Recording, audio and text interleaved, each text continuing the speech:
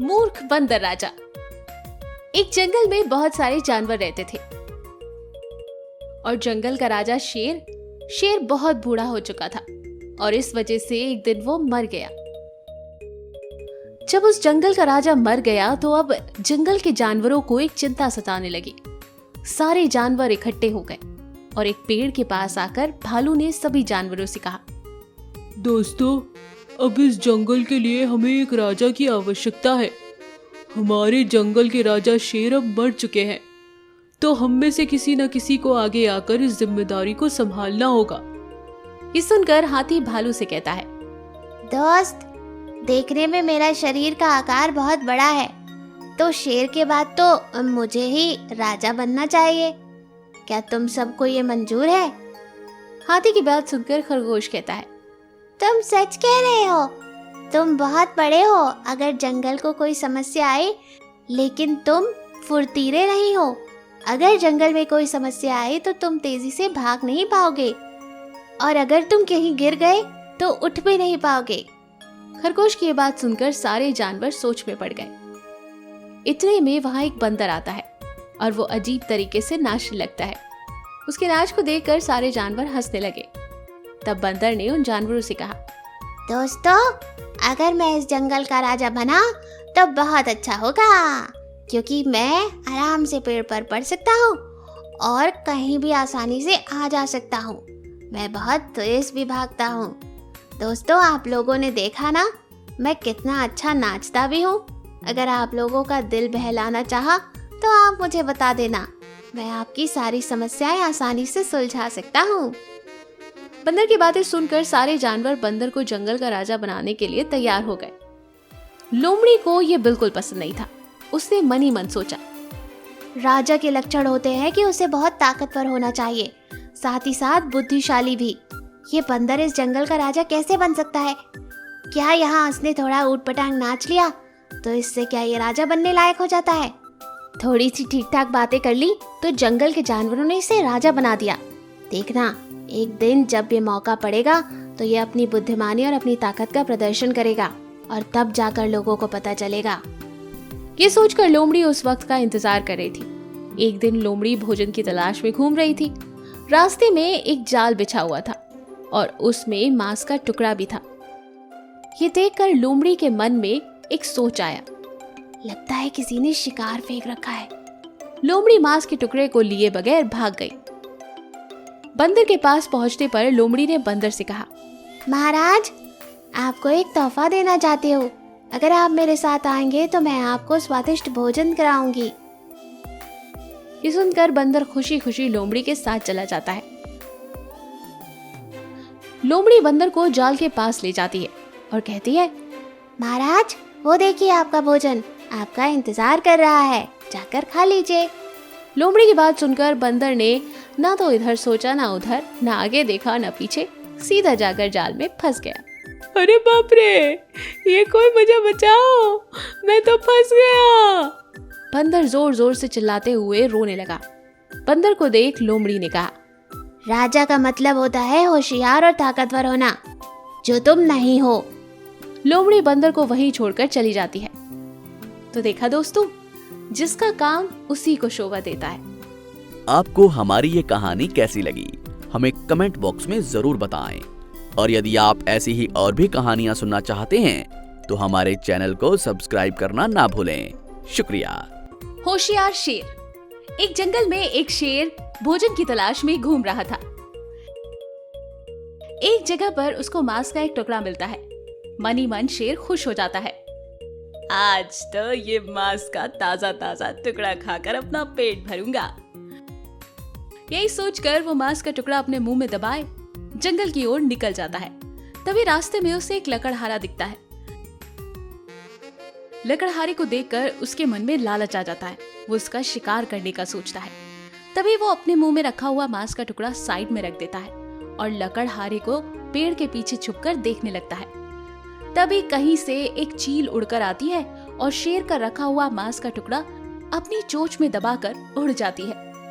शेर उसके पीछे पीछे बहुत देर तक दौड़ता है, लेकिन चील आगे जाकर न जाने कहां खो जाती है। शेर को उम्मीद थी कि चील ये मांस का टुकड़ा कहीं ना कहीं जरूर गिराएगी। वो पूरे जंगल में मांस के टुकड़े की तलाश में घूमता रहता है। तभी लौटकर वो वापस लकड़हारे वाली जगह पर आ जाता है। उसे अचानक लकड़हारा दिखता है जो कुल्हाड़ी लेकर उसकी तरफ भाग रहा होता है। वो समझ जाता है कि लकड़हारा उससे बचने के लिए उसको मारने के लिए आ रहा है। वो तुरंत झाड़ियों में छुप जाता है।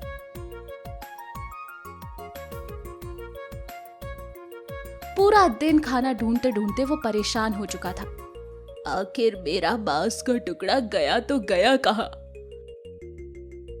तभी रास्ते में उसे 2 लोमड़ियां नजर आती है। शेर को शक था कि इन लोमड़ियों को जरूर मेरा मांस का टुकड़ा मिला होगा। क्या तुमने मेरे मांस का टुकड़ा कहीं देखा? एक चील उसे अपनी चोंच पे दबाकर ले गई थी। मुझे उम्मीद है उसने यहीं कहीं उसे फेंका है। पहली लोमड़ी शेर को जवाब देती है, नहीं महाराज, मैंने नहीं देखा। दूसरी लोमड़ी भी डरते डरते शेर से कहती है, महाराज, हम तो अभी अभी इस रास्ते से आए हैं और आते ही हमें आप मिल गए। हमने सच में कुछ नहीं देखा। तुम लोग इतना डर क्यों रही हो? अगर मुझे पता चला कि तुमने मेरे मांस का टुकड़ा खाया है तो मैं तुम्हें छोड़ूंगा नहीं। जैसे ही तुम्हें वो मांस का टुकड़ा मिले फौरन मुझे बताना। ये कहकर शेर वहां से चला जाता है। वो दोनों लोमड़ियां भी आगे बढ़ जाती है। कुछ दूर चलते ही उन्हें वो मांस का टुकड़ा मिल जाता है। ताजा ताजा मांस का टुकड़ा देखकर लोमड़ी के मुंह में पानी आ जाता है। अरे वाह, ये तो बहुत ही ताजा मांस का टुकड़ा लगता है। आज इसे ही खाकर भोजन करेंगे। लेकिन दोनों लोमड़ियों के बीच में लड़ाई हो जाती है। मैंने इस मांस के टुकड़े को पहले देखा है, इसलिए इसे मैं खाऊंगी। नहीं नहीं, मैंने देखा है, मैं खाऊंगा। दोनों के बीच में लड़ाई चल रही थी। तभी पहली लोमड़ी को याद आता है, अरे कहीं ये वही मांस का टुकड़ा तो नहीं जिसे महाराज ढूंढ रहे हैं? हमें उनको वापस कर देना चाहिए। लेकिन दूसरी लोमड़ी का प्लान कुछ और था। अरे तुम महाराज से डरो मत, मैं सब देख लूंगी। ये कहकर वो पूरा मांस का टुकड़ा गप करके खा जाती है। तभी अचानक वहां पर शेर आ जाता है। दोनों लोमड़ी शेर को देखकर डर जाती है। शेर समझ जाता है कि जरूर कुछ गड़बड़ है। तुम दोनों इतना डर रही हो, कहीं तुमने मेरे मांस का टुकड़ा खा तो नहीं लिया?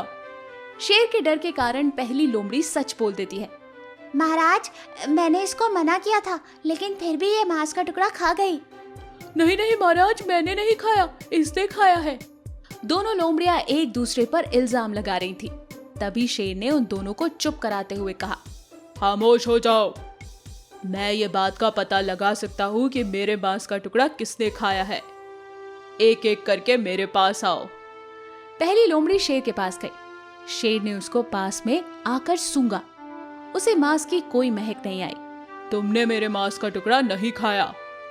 तभी वो दूसरी लोमड़ी को बुलाता है।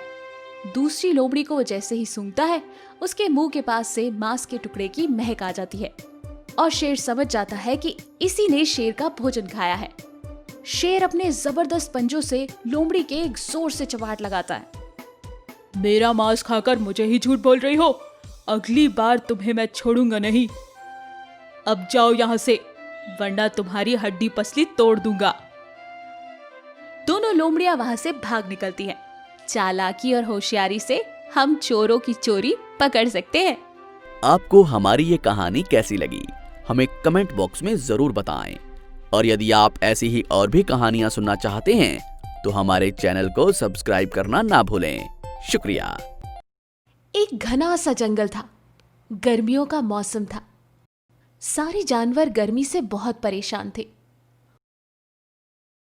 उस जंगल में 2 दोस्त थे, शेर और बाघ। दोनों बहुत अच्छे दोस्त थे। शिकार जो भी मिलता दोनों मिल बांट कर ही खाते थे। जंगल के सारे जानवर उनसे बहुत डरते थे और उनकी दोस्ती को देखकर हैरान भी रहते थे। एक दिन शेर बोला, अरे दोस्त, गर्मी अब बढ़ गई है और जंगल में पानी की बहुत कमी हो रही है। हाँ मेरे यार, पता नहीं कब बारिश होगी।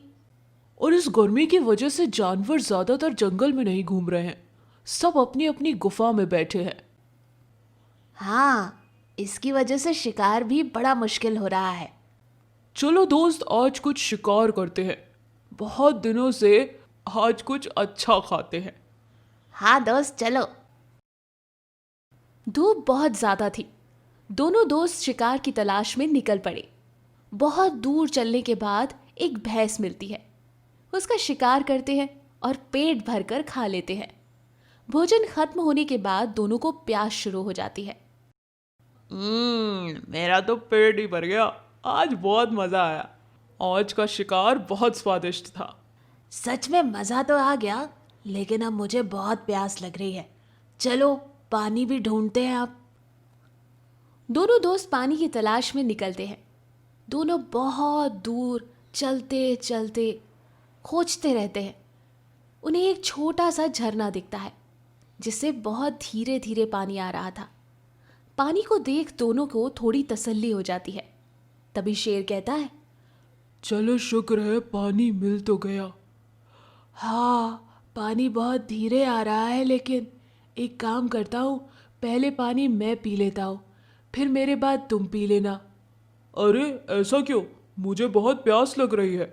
शेर ने कहा, पहले पानी मैं पीऊंगा, बाद में तुम पी लेना। मैं तुमसे ज़्यादा ताकतवर हूँ, पहले पानी मैं पीऊंगा, तुम बाद में पियोगे। और इस तरह दोनों दोस्तों में झगड़ा शुरू हो गया और पानी की वजह से उनकी सालों पुरानी गहरी दोस्ती टूट जाती है। तो इस कहानी से हमें क्या सीख मिलती है कि हमें पानी सोच समझ कर खर्च करना चाहिए।